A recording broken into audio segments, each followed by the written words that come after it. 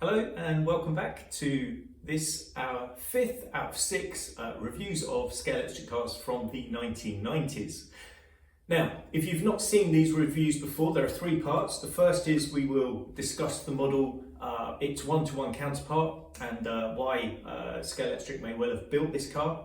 The second part of our review is an overhead camera looking at detail into the car and any of its unique features. And then finally, the third part of the review is taking the car to our track and seeing how well it performs against the other cars that we're reviewing within this series. And of course, we can compare it to the past series as well. So what have we got today? Today's car is another unique car within the range of six cars that we're looking at. This is an Opel Calibra. It is part of Team Rosberg and was driven by Hans-Joachim Stuck in the 1996 International Touring Car Championship, which was soon to become the German DTM Touring Car Championship. Hans managed 9th place overall in 1996, although he did have a win at Finland at the Helsinki circuit. So this car does have a pedigree, a winning pedigree. However, unlike some of the cars that we look at, this particular car didn't win the overall 1996 championship. So let's take the car in more detail, have a look at it with an overhead camera so that we can understand a bit more about what makes this car special from a Scalextric's perspective. Okay, see you in a sec.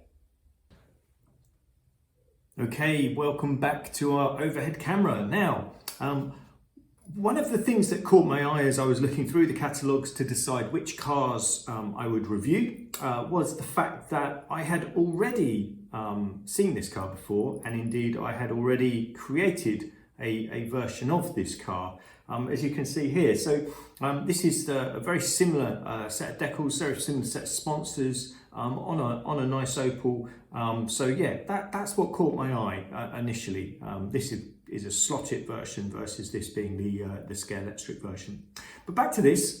So one of the things that I'm going to call out straight away, as you will see, is that this is a high resistance model. Now, Scalextric had already produced what they felt was tough cars for novice users, and they'd done that in the F1 range. But this is amongst the first set that they'd done as touring cars or road cars, call it whatever you like. But this was really, has laid down the model for Scalextric going forward. So all the way back, I think 1994, 95 was when I first started seeing these high resistance models in the touring car range. But yeah, they're obviously very, very popular in today's market, and they are very strong.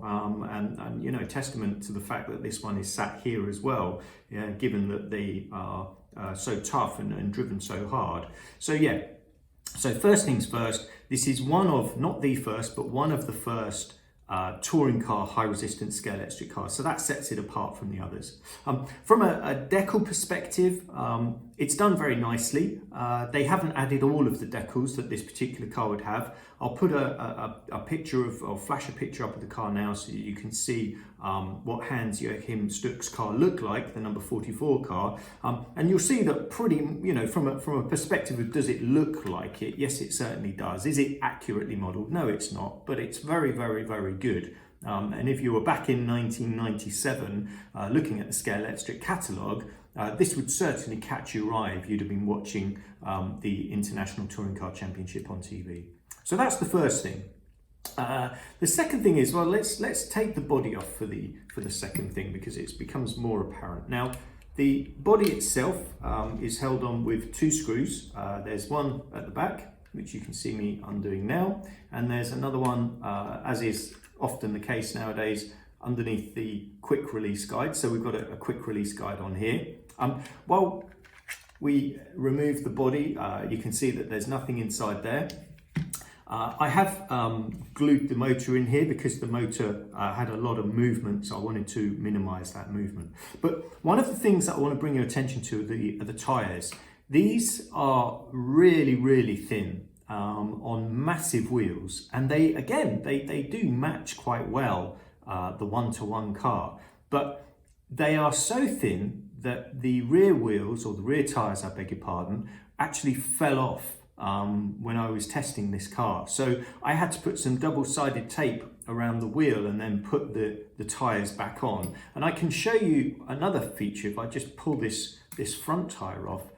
With Scalextric tyres and Scalextric wheels, what you have is you have a ridge in the middle of the wheel, and either side of that the tyre has ridges that go so that the tyre itself can't come off, and you have none of that here. We have the smallest little ridge on the wheel itself here, which you might be able to pick up on the camera. But apart from that, big smooth action. So these tyres, and again you should be able to pick that up on the camera, are extremely thin. I mean, little strips of rubber. So again, that sets this car apart from anything else that we have seen to date. It makes it quite unique in my mind. And of course, you know, Scalextric soon stopped doing this, and I would imagine it was for the very reason that I've discovered, where the tyres were actually falling off the rims. Aside from that, within the chassis, it's a very straightforward affair. As we've seen now more often than not with our quick release guide, we have these two tabs which pick the electricity up and take them to the motor. The standard fitment that we've come used to see now, where the axles just clop into the chassis. Chassis is nice and clean, so no real issues there. And the front wheels, again, there's no real support, but it's getting better in my view. These wheels are held in quite well with regard to back and forth. There is a lot of movement, so no real support in cornering. But apart from that, yeah, just the usual stuff that we've seen previously before. If we look up underneath though, again, another unique feature. So we've got, you know, high resistance model. We've got these new tyres, which we've never seen before, or at least these are a newish from our reviews. We've also now got two magnets, so we've got one either side, one for each rail in fact. And indeed, if you look at the width here of the brushes, your magnets are just about touching the rails and just off the rails. So an interesting feature, something that Scalextric have obviously played around with. And again, if we think about cost of manufacture, one would imagine it's more expensive to put two magnets in, and yet they've done this on a high resistance model. So an interesting, you know, experiment, I would say, by Scalextric, because of course we don't really see that continue throughout any of the other ranges. So those are the unique features of the car. What we're going to do now is we're just going to measure the magnetic downforce. Now, again, if you've seen these before, you'll know that you can't actually see these numbers here, so I will just read them out. What I do is I weigh the model. So in this case, it doesn't matter that we don't have the body shell on, by the way. We may weigh the model, we tear it. That takes our weight down to 0. And then what we're going to do is we're going to put the magnets over this bar, and that tells us how much magnetic downforce we've got. So in this case, I've got, let me just double check I'm over that bar. No, really quite far back on that particular set of magnets. There we go. So in this case, I've got 24 grams of magnetic downforce. So that's pulling, those magnets pulling over the bar at that particular point is 24 grams. So that's the 20 to 25 gram range, which puts us in the same place, I believe, if I remember rightly, as the Jaguar XJR8, which I call the Jaguar XJR9. So yeah, we've got a good amount of downforce on this car, and given our past experience of the magnetic downforce and how it's affected these 1990s cars, we didn't see magnetic downforce play at all in 1980s. I steered clear of those cars. We may be able to jump to the conclusion that this particular car is going to perform well, even with these new tyres and wheels, and even with the fact that this is a high resistance model. We're going to see, I believe, a good performance on here. There's nothing that's unbalanced about this. It's a good sort of distance from the guide to the rear wheels. It's a good width. There's nothing odd about it. It's got some nice grip, or rather nice wide tyres there. So I'm expecting this to perform well. So without further ado, let's take it to the track and see how well she goes.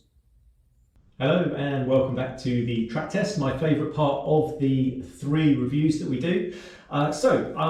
I mistakenly said that this had the same downforce as the Jaguar XJ8 XJR9. It doesn't. This is 20 to 25 grams in this car, so that is the same as the Audi A4, our BTCC 1996 champion car.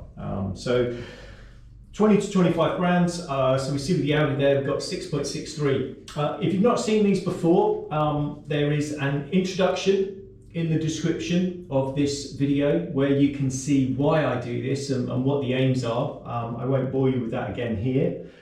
Also within the description, you'll see how I treat the tyres. So 5 to 10 minutes of tyre treatment to get them up to grip. All of these cars, the 1990s cars, are using their original tyres that they came with. So I've been treating those and making sure that they provide me with the best available play time on this track. We use a lap time system. This system shouts out the laps, so you'll be able to hear them as they go through, and I will do 5 laps, only 5, and the aim here is not the 5 fastest possible laps we can do. The aim is to do 5 laps without coming off.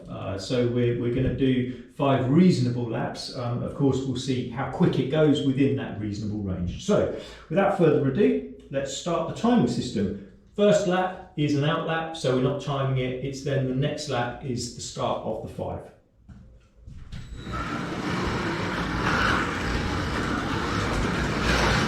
Okay, here we go. 0.00.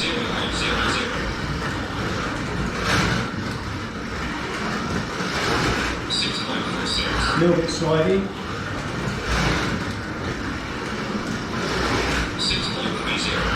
I'm keeping the throttle under control for this. You can see it's sliding, but when it grips really well. 6.30.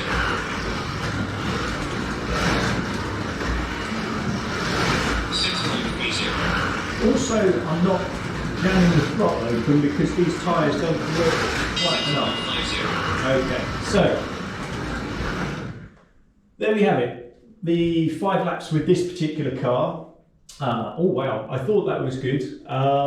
Yeah, wow, we've smashed it. So the best lap we did there was 6.30.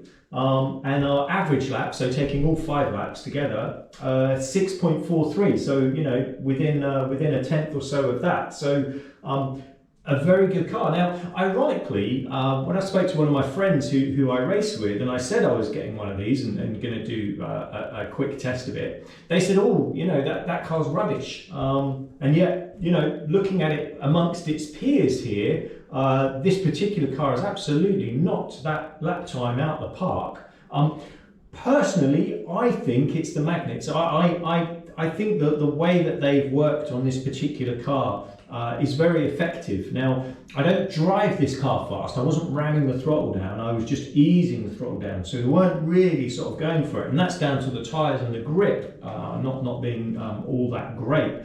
So I put that performance down to the magnets. However, you can't dismiss the fact it's low as well. So you know it's a good set of proportions on this particular car. Anyway, there we go. I would have preferred to have seen that below the Jaguar XJ R9 with the Audi A4 would have suited me better. But again, I think the picture that we're painting here is showing, you know, how magnets can affect a car and how they can make them perform well. But a great lap time there, 6.30. Certainly not the fastest I've ever done with this particular car. But again, the aim here was more about getting the car around the track than showing you the absolute best that we can do. If you like this sort of stuff, please do subscribe, and I release stuff generally about once a week. There has been a bit of a break between the Sierra and this car. That's because I've been working on some projects. I've been doing some repaints on a car, which we will see a bit later if you follow my videos. It won't be part of this series, it'll be part of another series. And I've also designed and built 4 Brisker Formula 1 stock cars for my club that we race at, not here, but the club I race at, and they're going to be track cars. So I've been designing those and building those and getting them painted and ready for next Tuesday. So that's why there's been a bit of a delay here. However, normally we do a review about once a week. So we're going to come back for our next review, which is going to be a Formula 1 car. I have high hopes for that, knocking this one out of the park. But for now, thank you very much for watching.